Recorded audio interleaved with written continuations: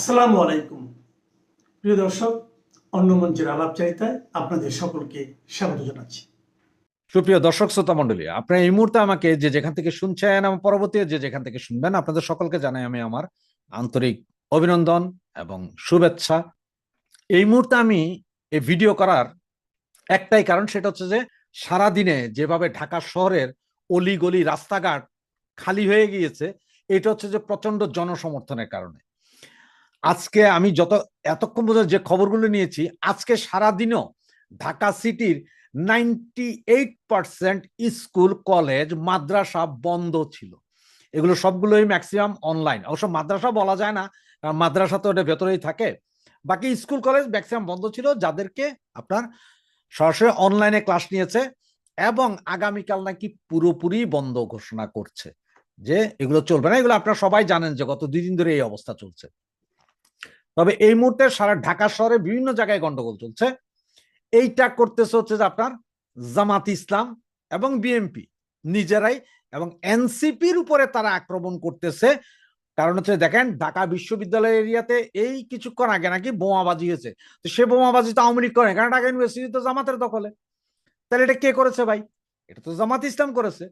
দেখেন, গতকালকে এনসিপির হামলা চালায়, সেখান থেকে ছাত্রলীগ বলে একজনের ধরে, পরে জানা যায় যে সেটা জামাত ইসলাম। তার মানে হচ্ছে যে অস্ত্র শস্ত্র গোলা বারুদ সবকিছু দিয়ে জামাত ইসলামী রাস্তায় নেমে এসেছে, এবং এইটা করে তারা একটা ভীতির সঞ্চার করতে চাচ্ছে। প্রকারান্তরে আমাদের ক্ষতি নেই, আমাদের লাভই হচ্ছে। আর এই যে আজকে যাহারা গ্রামীণ ব্যাংকের ভিতরে আগুন জ্বালিয়ে দিয়েছেন, তাদেরকে আমি জানাই আমার স্যালুট। বাংলাদেশে গ্রামীণ ব্যাংক, গ্রামীণ মোবাইল, গ্রামীণ টেলিফোন, গ্রামীণের কোনো কিছুই থাকবে না। কোনো কুত্তার নাম যদি গ্রামীণ হয়, সেটাও বাংলাদেশের মাটিতে থাকবে না।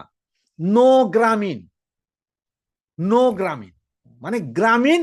ডাক্তার ইউনূসের ছায়া যেখানে আছে, সেই ছায়াও ধ্বংস হয়ে যেতে হবে, কোনো কিছুই থাকবে না। আমাদের সাথে বাংলাদেশ আওয়ামী লীগের সাথে এবং দেশের আপামর জনসাধারণই আজকে দাঁড়িয়েছে। আমি কিছুক্ষণ আগে ঢাকা বিভাগের 2-3টা কাউন্টারে কথা বলেছি বাসের। ওরা বলছে যে ওরা বাস চালাবে না কালকে। বাংলাদেশ পরিবহন সংস্থার একজনের সাথে কথা বললাম, ওই ভদ্রলোকও বলেছে যে ওরা বাস ছাড়বে না, কারণ কেউ রিস্ক নিতে চাচ্ছে না। পুলিশ, প্রচুর পুলিশ আছে, বিডিআর আছে, তবে ওদের যে মনোভাব, যে কালকে ওরা কোনো অ্যাগ্রেসিভনেস দেখাবে না যতক্ষণ পর্যন্ত না তাদের দিকে কিছু আসে। তবে হ্যাঁ, একটা কথা পরিষ্কার আপনাদের বলি, আমাদের আগামীকালের শান্তিপূর্ণ কোনো মিছিল মিটিং এ যদি ওরা আমাদেরকে বাধা দিতে আসে, আমরাও তাদেরকে ছাড়বো না। সোজা কথা হচ্ছে যে এইটা।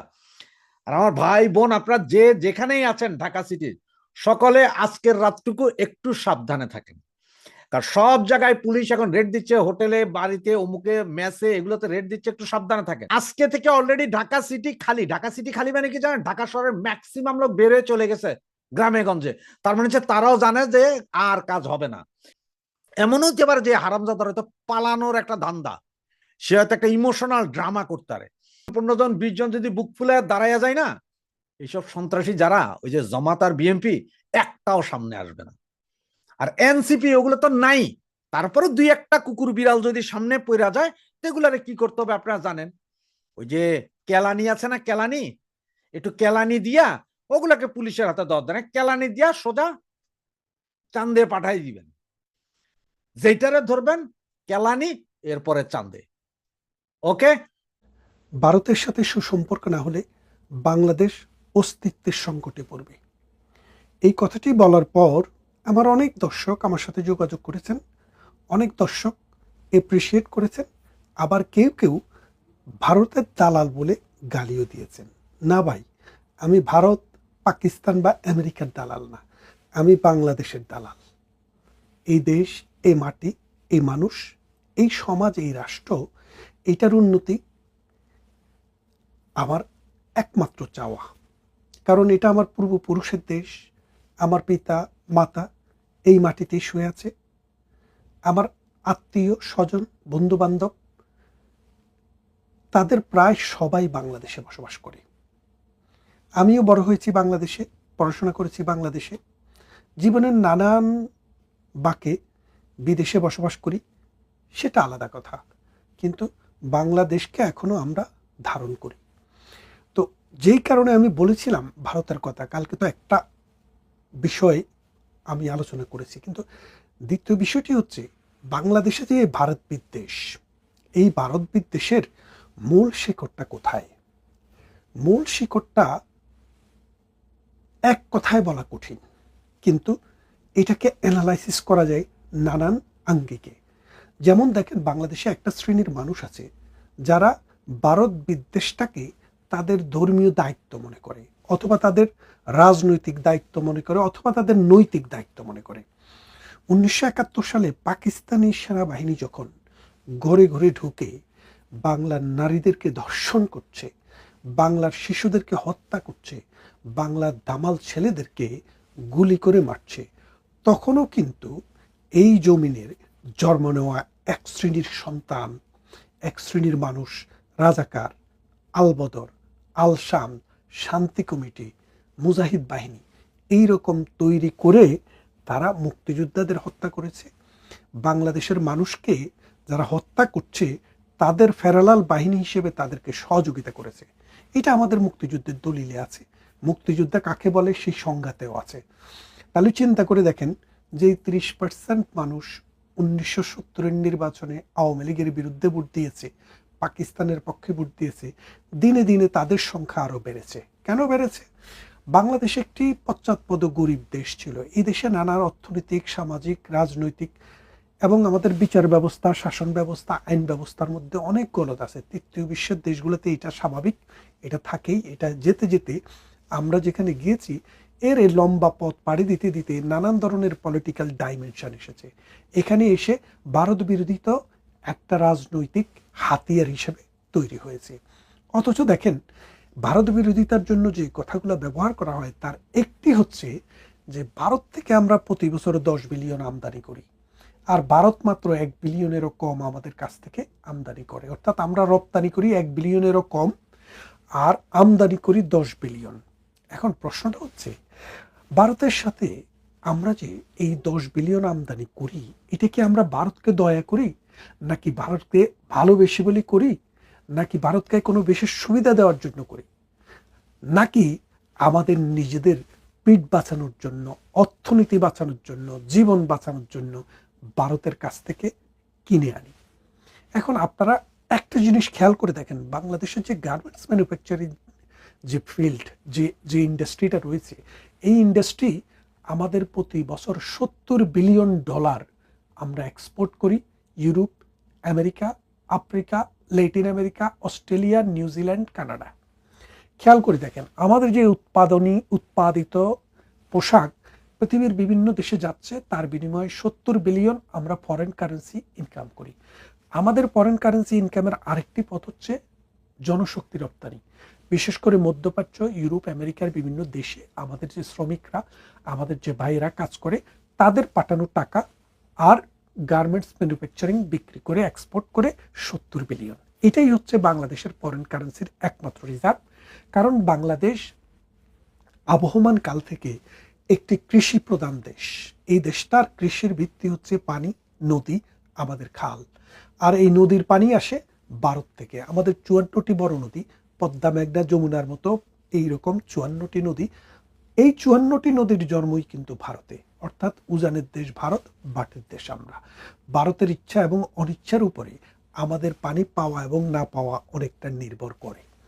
খেয়াল করে দেখেন, এখন আপনি যে গার্মেন্টস ম্যানুফ্যাকচারিং উৎপাদন করেন 70 বিলিয়নের, এই 70 বিলিয়ন উৎপাদন করতে আপনাকে প্রায় কাঁচামাল কিনতে হয় আর 10 থেকে 20 বিলিয়ন প্রতি বছর। আমাদের 10 থেকে একেবারে নিদেন পক্ষে 15 বিলিয়নের কাঁচামাল আমাদেরকে কিনতে হয়। কিনে সেটা আমরা উৎপাদন খরচে আমাদের যায়। এই উৎপাদন করতে গেলে আমাদের কাপড় লাগে, সুতা লাগে, আমাদের বাটন লাগে, আমাদের কাপড় লাগে, রং লাগে, তুলা লাগে। এই জিনিসগুলা মূলত বিশ্বে এখন যারা মানে সরবরাহ চেইনের মধ্যে আছে, তাদের মধ্যে আছে আমেরিকা, তারা তুলা উৎপাদন করে, আছে ভারত, আছে চায়না। এই 3টা দেশে মূলত, উজবেকিস্তান, কাজাকিস্তান, ওরাও কিছু কিছু করে, আমাদেরকে তুলা, সুতা এবং কাপড় আমাদেরকে বিদেশ থেকে কিনে আনতে হয়, কারণ এর কোনোটাই আমাদের দেশে উৎপাদন হয় না।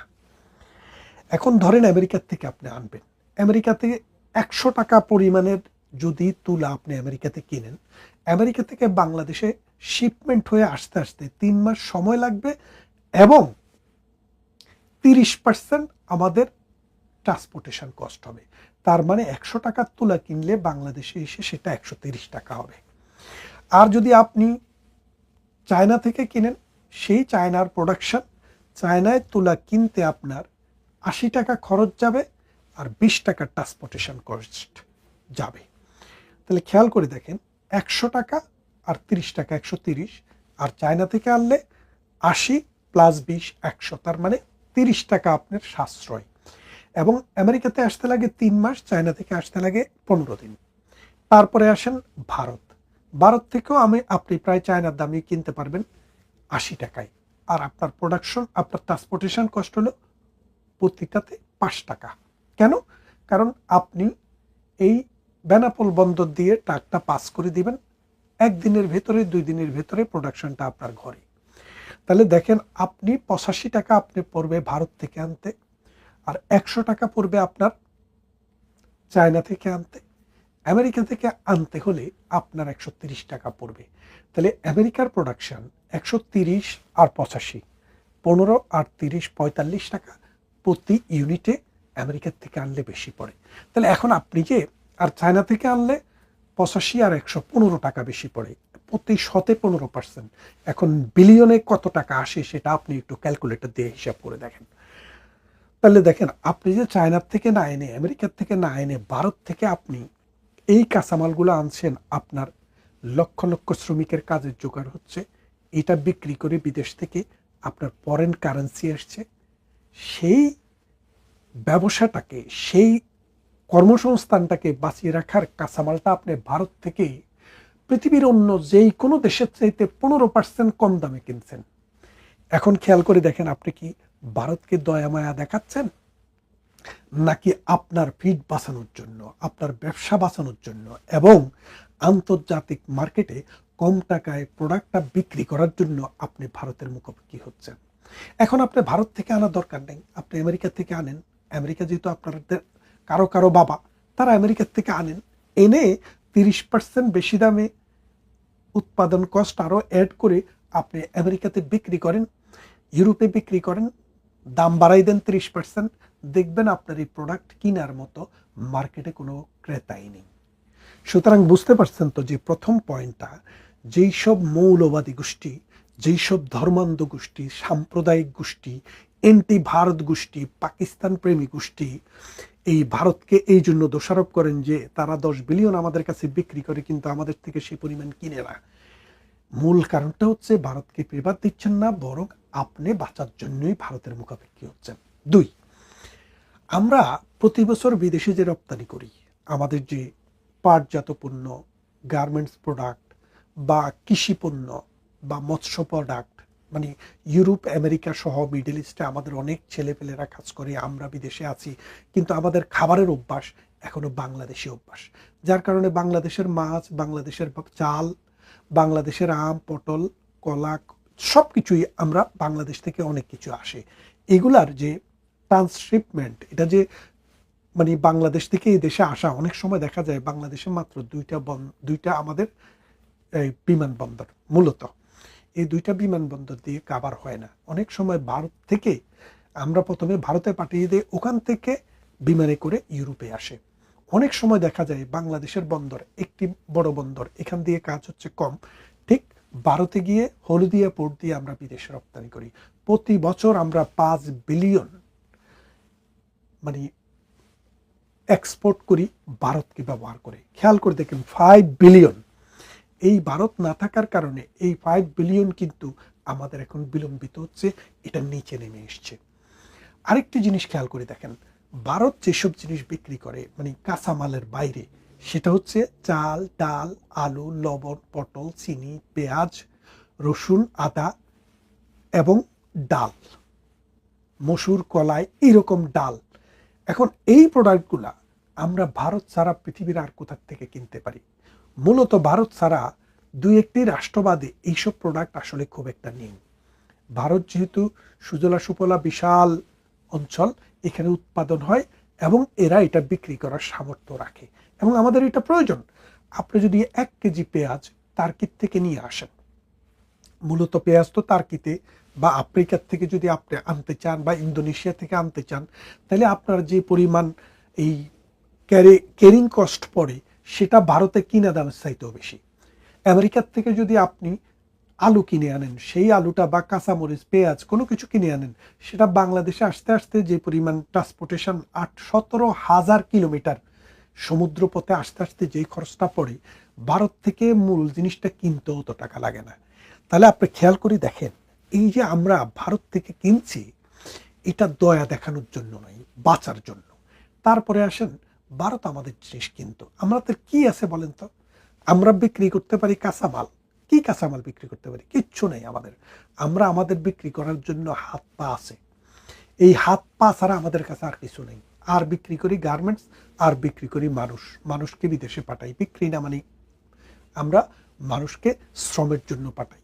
তো এখন ভারতের শ্রমিক দরকার নেই, কারণ ভারতের নিজস্ব মার্কেটে 150 কোটি মানুষ, তাদের তো বিদেশের মানুষ দরকার নেই।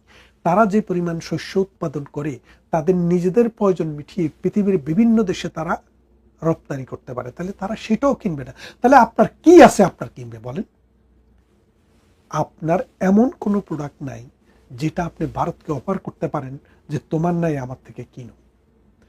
সুতরাং বুঝতেই পারছেন, যারা ভারত বিরোধিতা করে তারা মূলত জানে না এই ভারতের অবদান এই বাংলাদেশের জন্য কি পরিমাণ। ভারত বাংলাদেশের জন্য একটা ছায়া। বলেন সীমান্ত হত্যা হয়, সীমান্ত হত্যা কেন হবে না? এত বড় একটা সীমান্তে, যেখানে খোলা সীমান্ত ছিল, চোরা কারবারি হয়। চোরা কারবারি বন্ধ করা প্রত্যেকটা রাষ্ট্রের রাজনৈতিক দায়িত্ব এবং রাষ্ট্রের আইনগত দায়িত্ব এবং রাষ্ট্রের যে সীমারেখা, রাষ্ট্রের যে সার্বভৌমত্ব, সেটার জন্য প্রয়োজন। তো এইরকম অকারেন্স তো হতেই পারে। তারপরও আমি এটার পক্ষে না। আমি মনে করি দুটি দেশ সমঝোতার ভিত্তিতে এই সীমান্ত হত্যা বন্ধ করতে পারে। তারপরে আসেন, বাংলাদেশ যে উৎপাদন করে চাল ডাল, এই যে আমাদের যে মৎস্য, মাছে ভাতে বাঙালি, আপনার মাছ এবং ভাত, এই দুইটার সাথে সম্পর্ক হচ্ছে নদীর। নদীর কিরকম? নদীতে যদি পানি না থাকে, পুরো দেশ যদি শুকিয়ে যায়, আপনি পুকুর ছাড়া আর কোথাও মাছ পাবেন না। তারপরে আমাদের যদি নদীতে পানি না থাকে, শুকনো মৌসুমে আমরা সেচ প্রকল্পগুলো আমাদের বন্ধ হয়ে যাবে এবং আমাদের চাল উৎপাদন, আমাদের যে মূল খাবার, সেটার উৎপাদন একদম অর্ধেক নেমে যাবে। তাহলে আমরা যে খাদ্যে স্বয়ংসম্পূর্ণ, সেটা আর থাকবে না।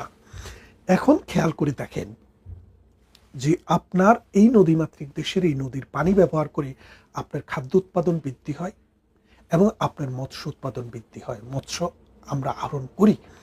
এই মানে এই মৎস্যের সাথে, এই জন্য বাংলাদেশকে নদীমাতৃক দেশ বলে, অর্থাৎ এই দেশের মা হচ্ছে নদী, এই নদীর মা হচ্ছে ভারত। এই 54টি নদীর 54টি ভারতে উৎপন্ন।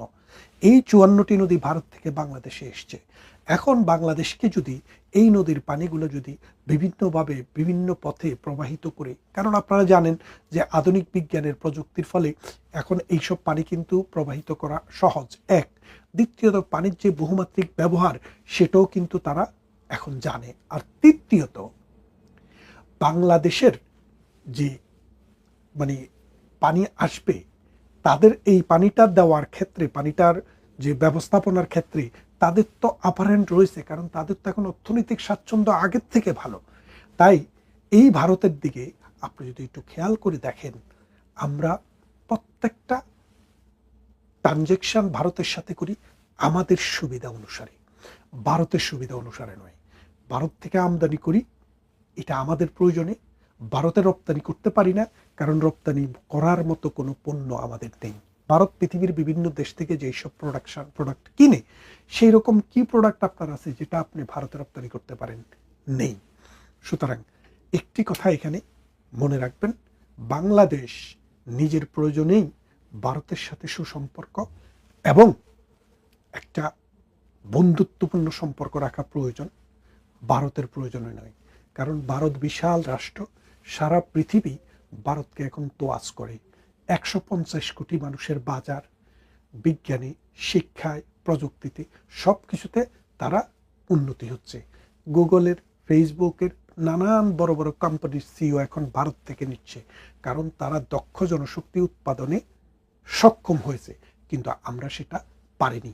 তাই আসুন, ভারতের সাথে রেষারেষি নয়, এই ভারতকে আমরা বন্ধুত্বের জায়গায় নিয়ে সমঝোতার ভিত্তিতে আমাদের দেশটাকে, আমাদের স্বাধীনতা সার্বভৌমত্বকে সমুন্নত করি এবং মানুষের জীবন উন্নয়নে ভারতের সাথে একসাথে কাজ করি। কারণ ধন্যবাদ আপনাকে, সেই সাথে আপনার দর্শকদের সালাম, নমস্কার এবং শুভেচ্ছা। আসলে রামিসা বিষয়ে যে বর্বরতা আমরা দেখলাম, একজন বাংলাদেশী নাগরিক হিসেবে, একজন মানুষ হিসেবে, একজন পুরুষ হিসেবে লজ্জিত। কারণ এরকম ঘটনা পৃথিবীতে এটা ঘটতে পারে আমাদের এটা মাথায় ছিল না। মানুষ এত বর্বর হতে পারে যে একটা ছোট্ট একটা শিশুকে তারা এইভাবে মানে নরপশুর মতো নির্যাতন করে, পশুরও এত নির্যাতন করে না, তারপর আবার তার শরীর অঙ্গ প্রত্যঙ্গ আলাদা করে, এবং সেখানে তার সেই স্ত্রী আবার তাকে ঘর থেকে বের হয়ে যেতে সহযোগিতা করে। সবচাইতে বিপজ্জনক বিষয় কি জানেন? আমরা প্রথমে মনে করেছিলাম সে সাধারণ কেউ, সাধারণ মানুষ। পরে দেখি না, এই লোকটা একজন খুনি, খুনের আসামি, যাকে এই 5ই আগস্টের পর ছেড়ে দেওয়া হয়েছে। এই খুনিদেরকেই তো ব্যবহার করা হয়নি 5ই আগস্টে। আমার তো এগুলো সন্দেহ হয় এখন, বা তারপরে যথেষ্ট সন্দেহ রয়েছে। আপনি যে কথাটা বললেন যে আমার ভাবির পোলা পাটোয়ারি, নাকি পাটোয়ারি আছে একজন অনুরোধের আসরের এমপি, তার উপরে আন্ডা মারা হয়েছে, আন্ডা দিয়ে ঢিল দেওয়া না, হয়েছে। নাসিরুদ্দিন পাটোয়ারি এমপি হয় নাই। মির্জা আব্বাসের এলাকায় সে জি, জি, জি। প্রার্থী ছিল। না, এটা নিজের তো এমপি মনে করে, এখন বড় কিছু মনে করে, যাই হোক, মনে করে দেওয়ার জন্য ধন্যবাদ। সে তো স্বঘোষিত এমপি, কারণ সে তার প্রতিদ্বন্দ্বীকে গালি দিতে দিতে দিতে দিতে কোমাতে পাঠিয়ে দিচ্ছে সিঙ্গাপুরে। বিএনপির একটা মুরদ হলো না তার তার তার ব্যাপারে একটা টু শব্দটি করতে। কিন্তু মির্জা আব্বাসের বিরুদ্ধে যদি তার এলাকা থেকে একটা আওয়ামী লীগের লোক টু শব্দটি করতো, তার জান নিয়ে তো টানাটানি লাগতোই। তার কারণে তার পরিবারের অস্তিত্ব বিলীন হয়ে যেত, তার বাড়িঘর ঘুরে দেওয়া হতো। কিন্তু নাসিরুদ্দিন পাটোয়ারি গালি দিতে দিতে বিএনপির এত বড় নেতা, সাবেক মহাসচিব, সাবেক নেতা, সাবেক মেয়র, সাবেক মন্ত্রী, সাবেক এমপি এবং বর্তমান এমপি, তাকে কোমাতে পাঠিয়ে দিল, টু শব্দটি করলো না। শুধু তাই না, সে শুনতেছি ইদানিং নাকি আবার মন্ত্রীদের তুই তাই করে বলে, নাম ধরে বলে, এবং বলে তারা মাফিয়া। তারপরও বিএনপি টু শব্দটি করে না। করতে পারি না, এই দেশের মালিক, এই দেশের প্রধানমন্ত্রী, এই দেশের স্বরাষ্ট্রমন্ত্রী, এই দেশের আইনমন্ত্রী, এই দেশের মব মিনিস্টার, এটা তো মব মিনিস্টার আসলে, কারণ আমার ভাবির পোলারা কিন্তু মিলকে জুলকে সবাই মব মিনিস্টার। এই মব মিনিস্টার তো আর এদের দেখে সম্ভবত বিএনপি ভয় পায়, তাই তারা কথা বলতে রাজি নয়। কিন্তু আমরা যদি জয় বাংলা স্লোগান দেই, বঙ্গবন্ধুর নাম নেই, তাহলে মহাভারত অশুদ্ধ হয়ে যায়। তখন তারা ঝাঁপিয়ে পড়ে, মানে পালে পালে, দলে দলে পুলিশ, আর্মি, বিডিআর সহ আসে। কিন্তু এই ভাবির পোলাকে, পাটোয়ারিকে কেন যে কিছু বলে না, আমি বুঝে উঠতে পারি না। তালমে কুস্ত কালা হায়, কিছু না কিছু তো চুক্তি এদের সাথে রয়েছে, নাহলে এই ভাবির পোলা পাটোয়ারির কত বড় হিম্মত। সে তো আমার কি বলবো আর, সে তাকে আজকারা না দিলে আমার মনে হয় পিছনে ওয়াকার, আমাদের ওয়াকার ভাই আছে না, জনগণ তো আগে বলতো, মানুষটাকে রাগ করলে, কাউকে ঘৃণা করতে বলতো ওয়াক থু, এখন তো ওয়াক থু বলে না, এখন বলে ওয়াকার থু। ওয়াকার থুর আশীর্বাদ তার উপর যে আছে এটা আমরা বুঝি। নাহলে এত বড় মুরদ আমার ভাবির পোলা আর হয় নাই। ভাবির পোলা তো দূরের কথা, ভাবির পোলা, আমার ভাবি, তারপর ভাবির পোলা শাশুড়িদেরও মুরদ হবে না, সেটার মুরদ হবে না, এইরকম কথা বলার কেউ না কই উস্কা পিছে। হ্যাঁ, আমি এটা নিশ্চিত, একটা উপজেলার ইউনিয়নের মেম্বারকে যদি এই কথা বলে, পাটোয়ারি বাংলাদেশে থাকার কথা না। কিন্তু তারেক রহমানকে নিয়ে বলতেছে, বিএনপি নিয়ে কি বলতেছে, বিএনপির মন্ত্রী, কোনো সমস্যা নেই। এখন আবার নতুন ড্রামা সাজিয়েছে, তার উপর আন্ডা হামলা হয়েছে, সে আবার বলেছে তাকে নাকি কিল ঘুষি দিয়েছে, তার মানিব্যাগ ছিনিয়ে নিয়েছে, এগুলো সে দাবি করেছে। কোনো সন্দেহ নাই, বর্তমান বাংলাদেশের অর্থনীতি, রাজনীতি, আইন শৃঙ্খলা পরিস্থিতিকে ভিন্ন দিকে ডাইভার্ট করার জন্য এই নাটকটা সাজানো হয়েছে, কোনো সন্দেহ নেই, এতে কোনো সন্দেহ নেই। কারণ এখন তো সবাই আমি বাংলাদেশ, একটু আপনার সঙ্গে একটু যুক্ত করি। সেটা হচ্ছে যে আমি একটু পজিটিভ ভাবেও যদি আমরা দেখতে চাই, ধরেন যেখানে রামিসার ইস্যুটি নিয়ে প্রতিবাদে মুখর হচ্ছে মিরপুর উত্তাল, তারা ব্যারিকেড তৈরি করছে। এই যে নাসিরুদ্দিন পাটোয়ারিরা যেই কালচারের রাজনীতি গত 2 বছর পর্যন্ত বা 24-এর জুলাই থেকে শুরু করেছিল, তাতে তো বরং তার উচিত ছিল ওই এলাকায় যাওয়া, এই আন্দোলনের সাথে সম্পৃক্ত হওয়া, এই আন্দোলনে আরো মিশে যাওয়া। সেটি না করে সে অন্য একটি এলাকায় গিয়ে নামাজ পড়তে গেলেন, এবং সেইখানে এই ঘটনা, এবং করেছে আবার কারা? ছাত্রদল। ওই জায়গাটায় আপনার কোনো বিশ্লেষণ আছে কিনা? শোনেন, এরা তো না আসছে দেশের জন্য, এরা না আসছে রাষ্ট্রের জন্য, না আসছে জনগণের জন্য। তো দেশে কোন শিশু বলাৎকার হলো, মারা গেল, বা কোথায় কি হলো, এতে তো আমার ভাবির পোলাদের কিছু যায় আসে না। তারা হলো গোলাম ইবনে গোলাম। ডক্টর ইউনূস হচ্ছে বিদেশিদের গোলাম, মহাশক্তি মহাপ্রভুদের গোলাম। আর সেই গোলামের গোলাম হচ্ছে আমার ভাবির পোলার। এই পাটোয়ারি পাটোয়ারি বলেন, মাহফুজ বলেন, এক একজনের গালের গোস্ত দেখতেছেন না, গাল ফুলে যাচ্ছে, পেট ফুলে যাচ্ছে, মনে হয় 9 মাসের পেট হয়ে গেছে। তারপরে গর্দানের গোস্ত দুম্বার মতো বেড়ে যাচ্ছে। তারপরে তাদের পশ্চাৎ দেশ, মানে বাংলা, খাস বাংলায় বললে পাছা, তাদের পাছা মোটামুটি ময়মনসিংহে পাউরুটির মতো খুলে যাচ্ছে এক একজন। তাদের তো দেশ নিয়ে ভাবনা নাই। দেশ নিয়ে যদি চিন্তা করতো তাহলে গালের গোস্ত হয়তো বাড়তো না, পেটের গোস্ত বাড়তো না, পশ্চাৎ দেশও ফুলে ময়মনসিংহে পাউরুটি হইতো না। এদের তো ওগুলো চিন্তা নাই, এগুলো হলো ঢং। তারা এত কিছুতে ঝাঁপিয়ে পড়ে প্রতিবাদ করতে যায়।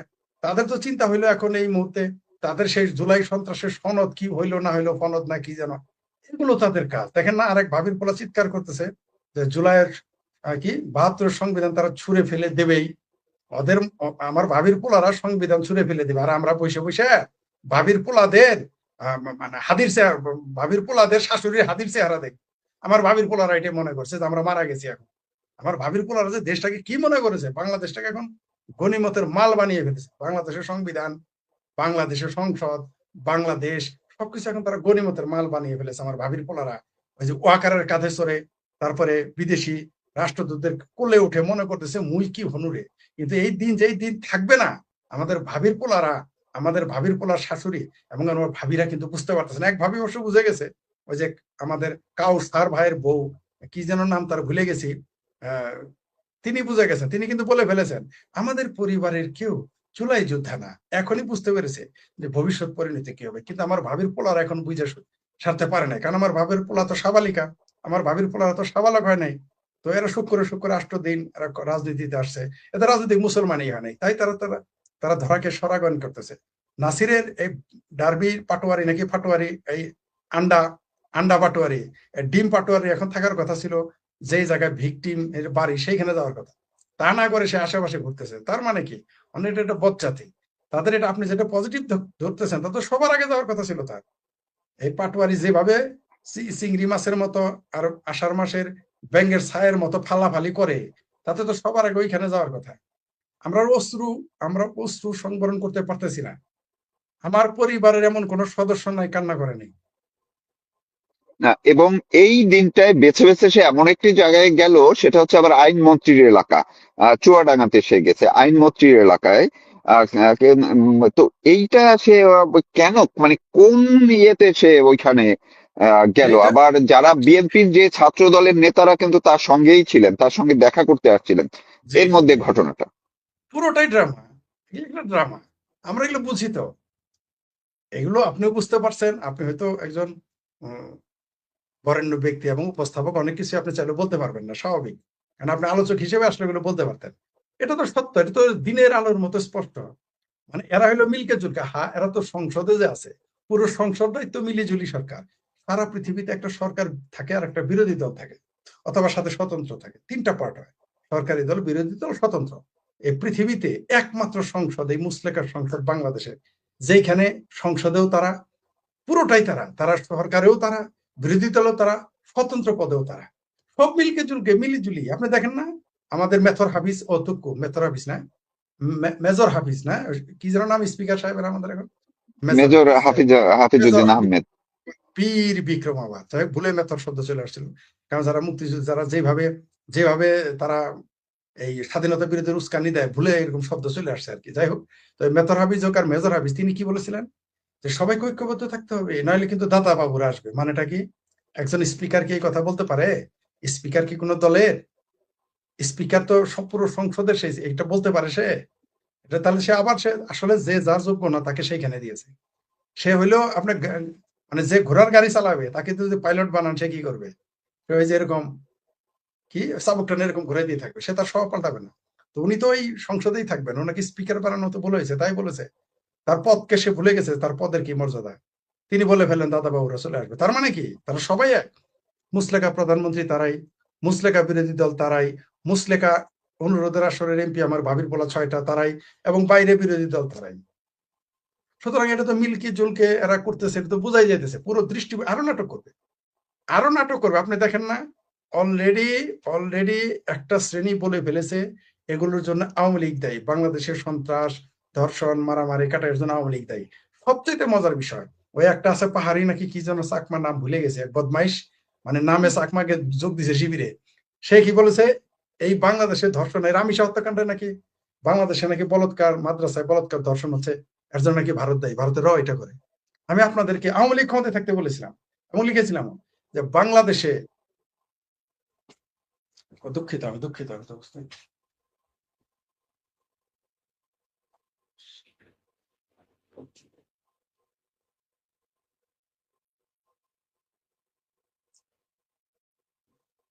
এখানে সংযোগ জি, বিচ্ছিন্ন হয়ে গেছে। অসুবিধা নেই। জি জি, আর 30 সেকেন্ড সময় দিন।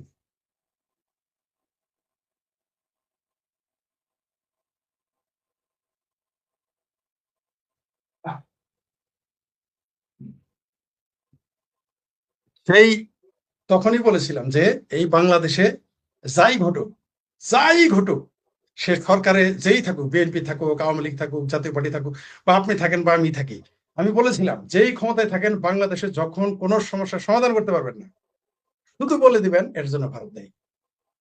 আমি যে বাংলাদেশে যদি যুদ্ধ লাগে, দুর্ভিক্ষ লাগে, চাকরি বেকার সমস্যা, দেখেন না যে আসিফ স্যার বললো 26 লক্ষ ভারতীয় বাংলাদেশে চাকরি করে, তাই এরা বেকার। এখন তো 26 জন আমরা খুঁজে পাই না, উল্টা আমরা এখন শুনতেছি যে 50 লক্ষ নাকি বাংলাদেশে এখন পুশ ব্যাক করবে যারা বাংলাদেশি মুসলমান। তো এই হচ্ছে আমাদের অবস্থা। তো যারা ভারতের নাম নেয়, আওয়ামী লীগের নাম নেয়, তো আর একটু কি নাটক করবে না? এরা করবে, আরো করবে, সামনে আরো কত রকম নাটক করবে। এই যে আপনি দেখেন, যেহেতু এই প্রসঙ্গটা বললেন, গতকালকে আরেকটা দেখলাম, এই যে জামায়াত ইসলামীর যে নারী উইং, তারা ঢাকায় এই রামিসার হত্যার প্রতিবাদ কর্মসূচি পালন করতে গিয়ে সেইখানে একজন একেবারেই হেজাব টেজাব বোরকা টোরকা পরা একজন ভদ্র মহিলা, তিনি বেশ সুন্দর উচ্চারণ করেন। সুন্দর উচ্চারণের দিয়েই তিনি বললেন, এই যে এই ধর্ষণ হচ্ছে, এই টুকরো টুকরো করে হত্যাকাণ্ড হচ্ছে, এগুলো সব হচ্ছে 72-এর সংবিধানের কারণে। 72-এর সংবিধানের মধ্যেই এইগুলার পথ দেখানো আছে, ফলে 72-এর সংবিধান বাতিল করলে দেশে আর এগুলো হবে না। এই এখন সেইটার সঙ্গে আপনি মিল পাচ্ছেন কিনা? শুনেন, এরা হলো শিবিরের মাঠ না।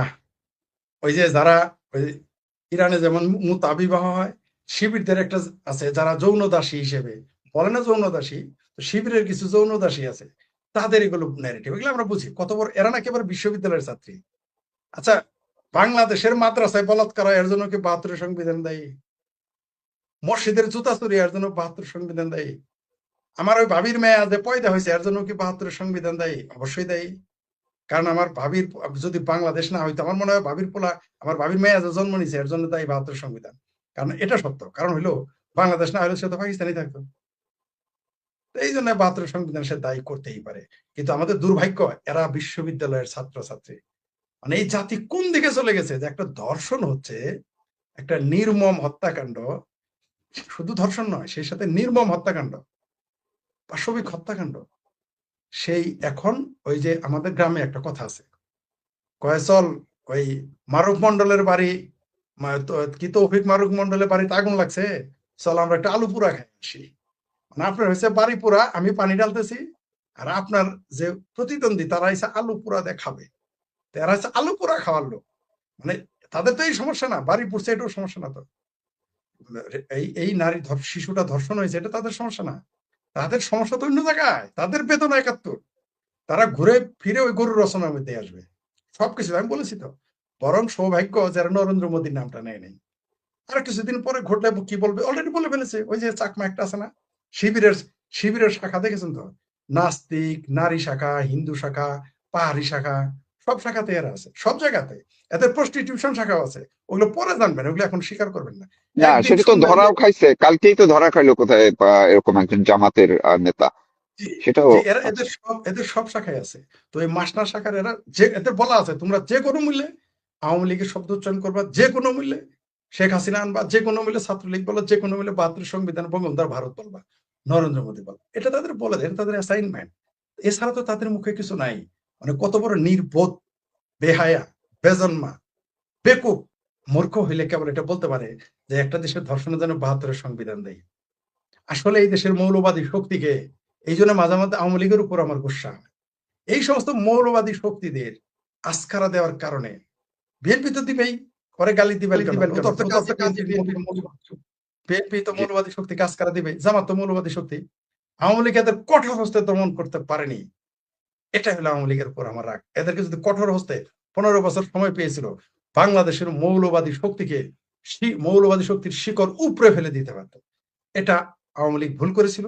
সেই ভুলের মানে ভুলের খেসারত কিন্তু খোদ আওয়ামী লীগ প্রথম ভিকটিম হয়েছে, তারপর এখন জনগণ। ওই যে গফফার চৌধুরী নাকি কে যেন বলেছিলেন যে আওয়ামী লীগ যখন ক্ষমতায় থাকে একা ক্ষমতায় থাকে, কিন্তু যখন পরে সকলকে নিয়ে পড়ে, দেশ পড়ে যায়।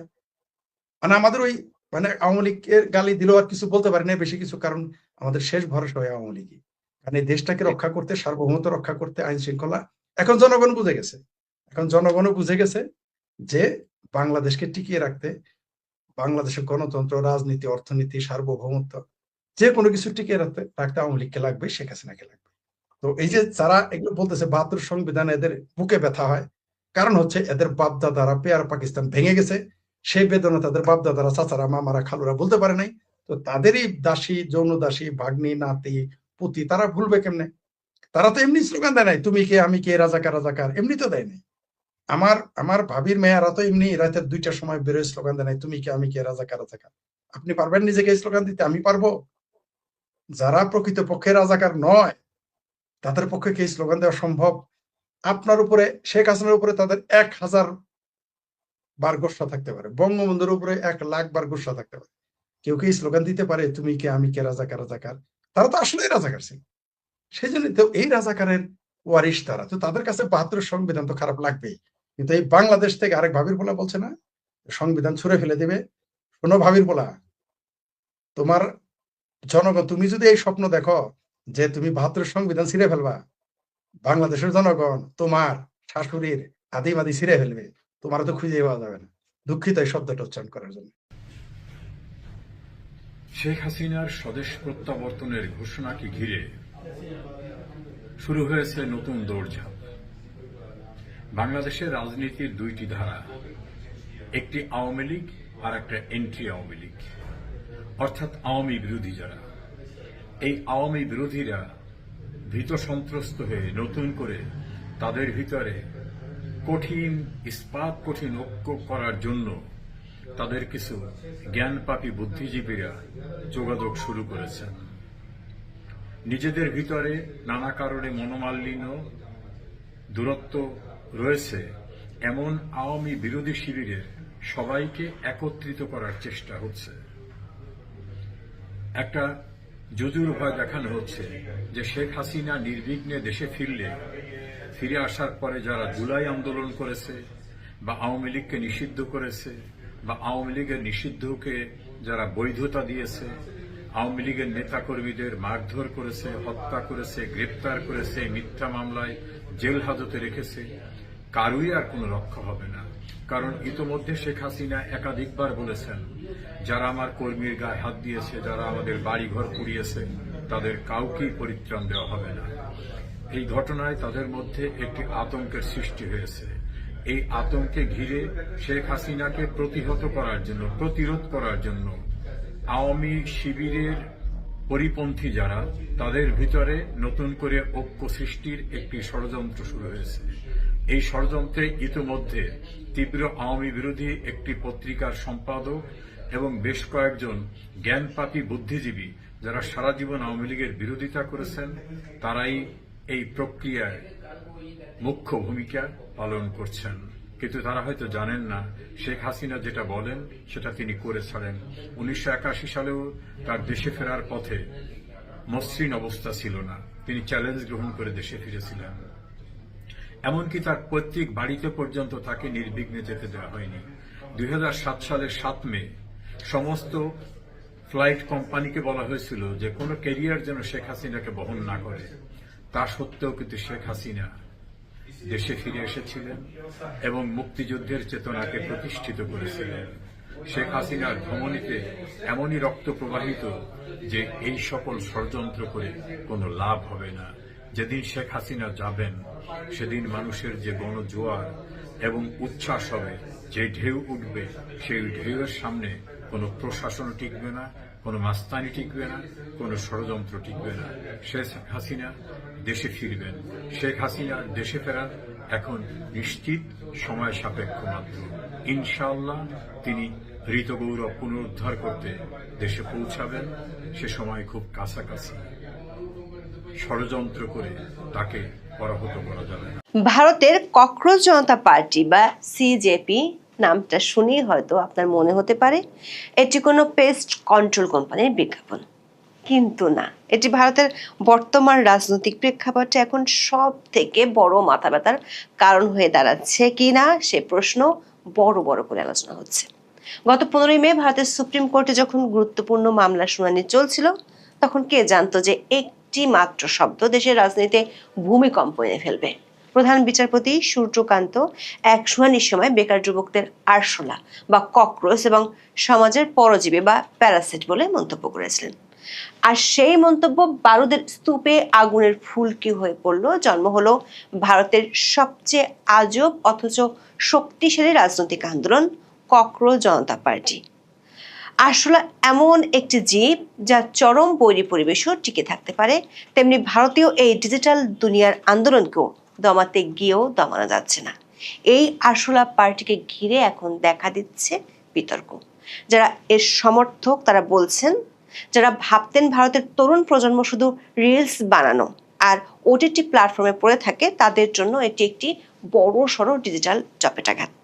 কিন্তু এই ডিজিটাল সুনামিকে অনেকেই সহজ আর সিম্পল ভাবে দেখতে চান না, কারণ এরই মধ্যে ভারতের পাশের 3টি দেশে রাজনৈতিক সুনামি ঘটে গেছে, যার পেছনে ডিপ স্টেটের বড় সড়ো ভূমিকা আছে। সেটি এখন ওপেন সিক্রেট।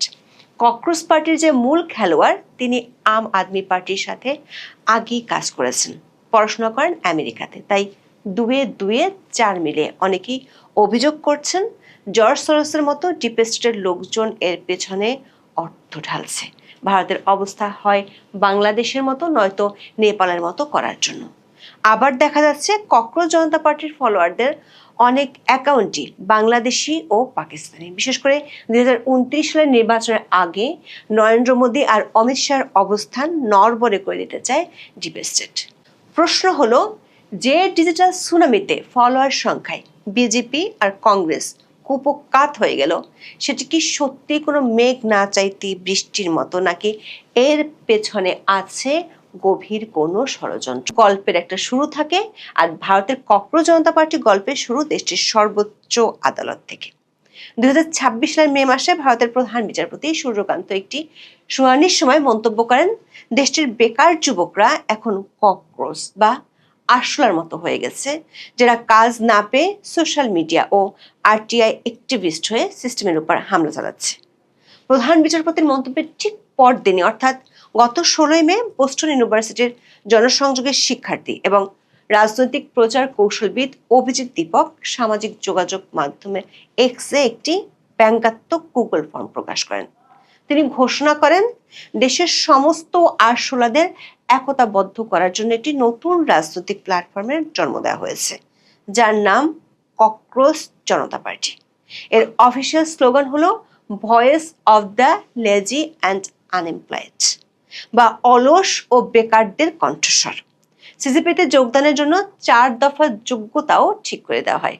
প্রথম শর্তটি হলো, এই পার্টিতে যোগ দিতে হলে আপনাকে অবশ্যই বেকার হতে হবে, তা সে রাষ্ট্রীয় অব্যবস্থাপনার কারণে হোক, নিজস্ব পছন্দে হোক, কিংবা কোনো বিশেষ আদর্শগত কারণে হোক। অর্থাৎ বেকার ছাড়া এই পার্টিতে কেউ যোগ দিতে পারবে না। দ্বিতীয় শর্ত হলো, শারীরিকভাবে তাকে অলস হতে হবে, কিন্তু অলস হলো মস্তিষ্ক সার্বক্ষণিকভাবে দেশের অন্যায় ও অসঙ্গতির বিরুদ্ধে চিন্তা করতে থাকবে। 3 নম্বর শর্ত হলো, আবেদনকারীকে হতে হবে ক্রনিক্যালি অনলাইন বা সার্বক্ষণিক ইন্টারনেট ব্যবহারকারী, যার অর্থ বাথরুমের বিরতি সহ দিনে কমপক্ষে 11 ঘন্টা ইন্টারনেটে সক্রিয় থাকতে হবে। সবশেষ শর্ত হলো আবেদনকারীর মধ্যে থাকতে হবে পেশাদার আর্তনাদ বা সমাজ মাধ্যমে যে কোনো জ্বলন্ত ইস্যুতে অত্যন্ত তীক্ষ্ণ, সৎ এবং অর্থপূর্ণভাবে ক্ষোভ প্রকাশের যোগ্যতা।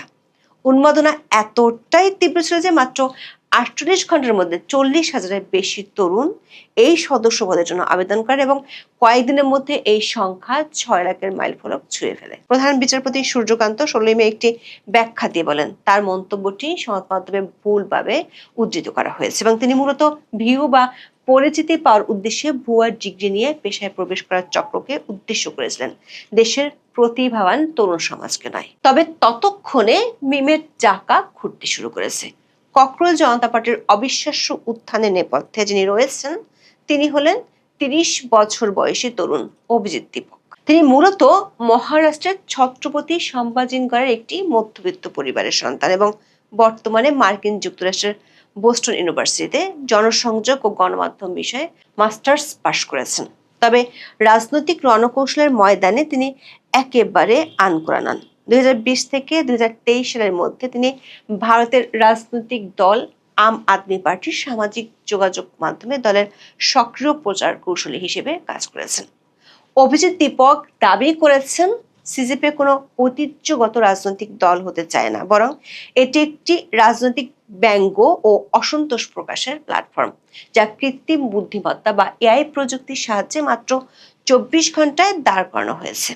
তবে ভারতের ছত্তিশগড়ের এম মুফাসসির এবং হরিয়ানার রোহিতকে জেলা পরিষদ সদস্য জয়দেব ডাগুরের মতো স্থানীয় তরুণ নেতারা এই ব্যঙ্গাত্মক আন্দোলনকে মাঠ পর্যায়ে নিয়ে যাচ্ছেন। মে মাসে ভারতের ট্রেডমার্ক রেজিস্ট্রির পাবলিক পোর্টালে ককরোচ জনতা পার্টি নামে দুটি স্বাধীন ট্রেডমার্ক আবেদন জমা পড়েছে। দর্শক, সিজিপির উত্থান কোনো সাধারণ ফেসবুক গ্রুপের মতো ছিল না, এটি ছিল এক ডিজিটাল সুনামি। প্রধান বিচারপতির মন্তব্যের পর 16 মে অভিজিৎ দীপক এক্স হ্যান্ডেলে একটি কৌতুকপূর্ণ পোস্ট করেন। লেখেন, যদি সব আরশোলা একজোট হয় তবে কি হবে? মজার ছলে শুরু হওয়া এই ভাবনা 4 দিনের মধ্যে ভারতের রাজনীতিতে ভূমিকম্প এনে দিল। প্রতিষ্ঠিত রাজনৈতিক দলগুলো যেখানে দশকের পর দশক ধরে কোটি কোটি রুপি খরচ করে বিশালাকার আইটি সেল গড়ে তুলেছে, সেখানে সিজিপি মাত্র 5 দিনে ভারতের রাজনৈতিক ইতিহাসের সবচেয়ে বড় ডিজিটাল ঝড় তুলেছে। ইনস্টাগ্রামে ককরোচ জনতা পার্টির অফিসিয়াল হ্যান্ডেলটি মাত্র 5 দিনে 15 মিলিয়ন বা 1.5 কোটির বেশি ফলোয়ার সংগ্রহ করে রেকর্ড করেছে, যা পরবর্তীতে 19 মিলিয়নে গিয়ে ঠেকেছে। এই সংখ্যাটি ভারতের ক্ষমতাসীন দল বিজেপি এবং অন্যতম প্রাচীন দল কংগ্রেসের ইনস্টাগ্রাম ফলোয়ারের সংখ্যার চেয়ে অনেক বেশি। দেখা যাচ্ছে বিজেপির ফলোয়ার সংখ্যা 88 লাখ আর বিরোধী দল কংগ্রেসের 1,33 লাখ। ভারতের তরুণরা এখন এআই দিয়ে তৈরি আরশোলার পোস্টার শেয়ার করছে, আরশোলার কস্টিউম পরে যমুনা নদী পরিষ্কার করছে, এমনকি গাড়িতে সিজিপির স্টিকারও লাগাতে শুরু করেছে। রাজনীতি মাঠের সমাজবাদী পার্টির প্রধান অখিলেশ যাদব সামাজিক মাধ্যমে পোস্ট করে লিখেছেন, বিজেপি বনাম সিজেপি, যা মুহূর্তের মধ্যে ভাইরাল হয়ে যায়।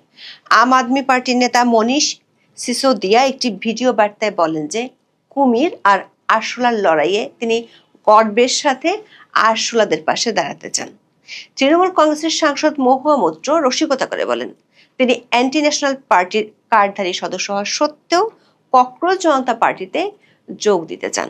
ককরোচ জনতা পার্টি কেবল মিম বানানোর জন্য আসেনি, তারা একটি 5 দফা ইশতেহার পেশ করেছে যা রীতিমতো বৈপ্লবিক। এই দফাগুলো হলো বিচারকদের অবসরের পর কোনো সরাসরি পদ নয়, বিশেষ করে সিজিআইদের রাজ্যসভার আসন দেওয়া যাবে না। 2, যদি ভোটার লিস্ট থেকে কোনো বৈধ ভোটারের নাম কাটা হয় তবে নির্বাচন কমিশনের সদস্যদের ইউএপিএ ধারায় গ্রেপ্তার করতে হবে। 3, সংসদে এবং মন্ত্রিসভায় নারীদের জন্য 50% আসন সংরক্ষণ করতে হবে। বড় কর্পোরেটদের দ্বারা নিয়ন্ত্রিত মিডিয়া হাউসের লাইসেন্স বাতিল এবং প্রভাবশালী অ্যাঙ্করদের তদন্তের আওতায় আনতে হবে। 4, কোনো বিধায়ক বা সাংসদ দল পরিবর্তন করলে তাকে 20 বছরের জন্য রাজনীতি থেকে বহিষ্কার করা হবে। সবশেষ, নেট পরীক্ষার দুর্নীতি রোধ এবং শিক্ষামন্ত্রীর পদত্যাগ দাবি। দর্শক, এই আন্দোলনের উত্থান নিয়ে এখন ভারত জুড়ে চলছে বিতর্ক। আমাদের মুদ্রার 2 পিঠই দেখা জরুরি। এই আন্দোলনটি কি নিছক তরুণদের মনের জ্বালা, নাকি এর পেছনে অন্য কোনো বড় শক্তির হাত রয়েছে? বিশ্লেষকদের একাংশ মনে করেন এটি ভারতের তরুণ প্রজন্মের পুঞ্জীভূত ক্ষোভের বহিঃপ্রকাশ। পেপার লিকের কারণে যখন লাখ লাখ শিক্ষার্থীর ভবিষ্যৎ অন্ধকার হয়ে যায়, তখন সিস্টেমের প্রতি এই অশ্রদ্ধা স্বাভাবিক। ভারতের স্নাতক ডিগ্রিধারীদের মধ্যে বেকারত্বের হার 29.1%, যা সাধারণ অশিক্ষিত বেকারদের চেয়ে 9 গুণ বেশি। সিজিপির জন্মের ঠিক আগেই নেট ইউজি পরীক্ষার প্রশ্ন ফাঁস নিয়ে 2.5 কোটি ছাত্রছাত্রীর ভবিষ্যৎ অনিশ্চিত হয়ে পড়েছিল। হ্যাঁ মে হু ককরোচ গানটি গিয়ে ছাত্ররা রাজপথে নেমে আসে। এসব কারণে ককরোচ দলের সমর্থকরা মনে করেন ককরোচ জনতা পার্টি কোনো একক নেতার উপর নির্ভরশীল নয়, এটি একটি ফেসলেস ম্যাস মুভমেন্ট বা মুখবিহীন জন আন্দোলন। তারা রাজপথে নেমে দাঙ্গা করার বদলে ডিজিটাল স্পেসে সরকারকে জবাবদিহিতার কাঠগড়ায় তুলছে।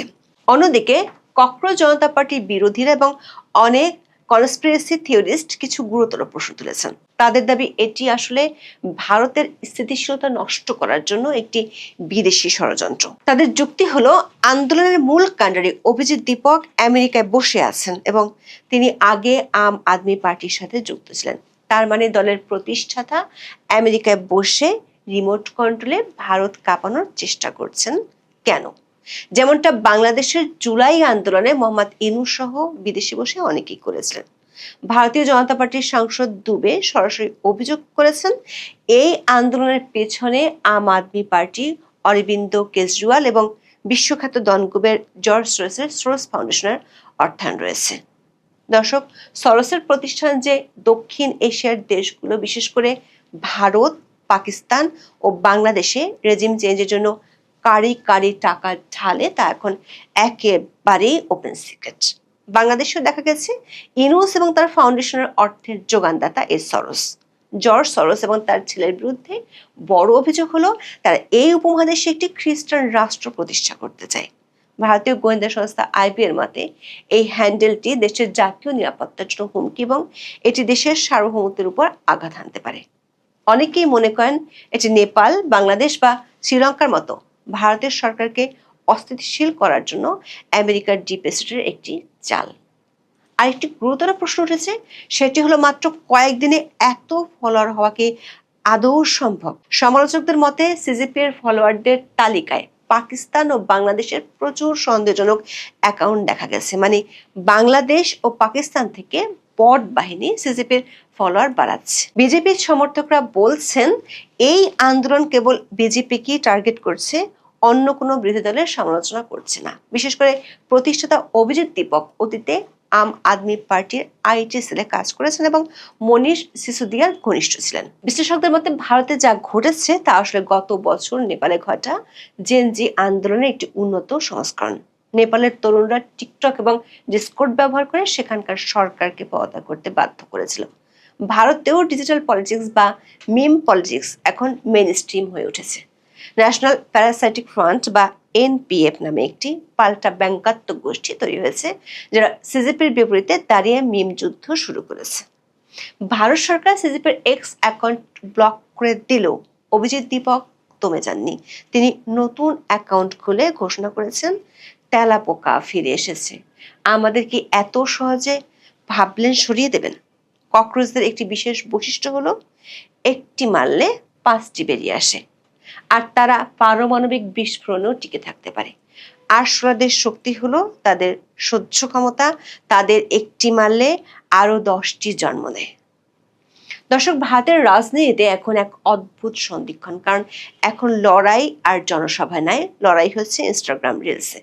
এটি স্রেফ একটি মিম বা মজার খেলা হিসেবে শুরু হলেও এখন ছড়িয়ে পড়ছে ব্যাপকভাবে। শেষ পর্যন্ত অটল বিহারী বাজপেয়ী সেই অমর কথাটি মনে পড়ে, সরকার আসবে, সরকার যাবে, কিন্তু ভারত যেন টিকে থাকে।